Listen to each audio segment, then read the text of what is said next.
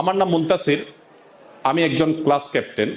এর কারণে আমার সহপাঠীরা আমাকে ফোর্স করে তাদের অনুপস্থিতিতে প্রেজেন্ট দেওয়ার জন্য। এত খুশির কারণ কি? খুব কমন পড়ে গেছে মনে হয়। লা হাওলা ওয়ালা কুওয়াতা ইল্লা বিল্লাহ। প্রেজেন্ট না দিলে আমাকে বিভিন্নভাবে অপকর্মে ফাঁসিয়ে দেয়। এখন আমার কি করা উচিত? দেখুন, খুবই দুর্ভাগ্যজনক একটা ব্যাপার। আমরা খুব হাসছি, হয়তো কমন ব্যাপার, সেজন্য বাস্তবতা হলো শিক্ষা জীবন থেকে বা ছাত্র জীবন থেকে কিন্তু আমাদের নীতি নৈতিকতার বিষয়গুলোতে আমাদের জিরো টলারেন্সে আসতে হবে।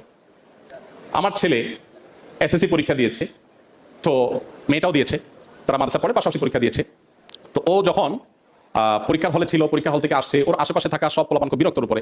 এমনকি ওর স্যার নাকি বলছে যে তুমি এরকম শক্ত হয়ে বসে থাকলে শুধু হবে, ডানে বামে দেখতে হবে তো কিছু, ডানে বামে কিছু খেয়াল করো। মানে আমাদের সমাজে নীতি নৈতিকতা এরকম একটা পানসে বিষয় পরিণত হয়েছে, এমন একটা অপ্রাসঙ্গিক বিষয় পরিণত হয়েছে যে একজন শিক্ষার্থী তিনি অন্যায় করছেন, অন্যায় মনে করছেন না। আপনি ক্লাস ক্যাপ্টেনকে বাধ্য করছেন, আপনি প্রেজেন্ট ছিলেন না, তাকে বলছেন তুমি প্রেজেন্ট দাও আমার, না দিলে তাকে নানাভাবে আপনি হয়রানি করছেন। তার মানে আপনি যদি বড় হন, আপনি দেশের একজন বড় দুর্নীতিবাজ হবেন। আপনি যখন ডাক্তার হবেন, সরি টু সে, আপনি একজন কমিশনখোর ডাক্তার হবেন। যার ছাত্র জীবনে আল্লাহর ভয় নেই, নীতি নৈতিকতার বালাই নেই, যে আমি আসি নাই, আমার প্রেজেন্ট কেন থাকবে, বরং কেউ দিলে আমি সেটাকে নিষেধ করবো। সেখানে আপনি যদি ফোর্স করেন, তাহলে মনে রাখবেন এই অনৈতিকতাই আপনাকে একজন খারাপ মানুষ হওয়ার পথে নিয়ে যাবে, আপনার অজান্তে, আপনি টেরও পাচ্ছেন না। এই জন্য আল্লাহর ওয়াস্তে আল্লাহকে ভয় করবেন। কোনো মিথ্যা কথা কোনো মিথ্যা কথা নিজে বললেন, কাউকে দিয়ে বলালেন অথবা প্রতিষ্ঠিত করলেন, এই সবগুলো কিন্তু সমান অপরাধ।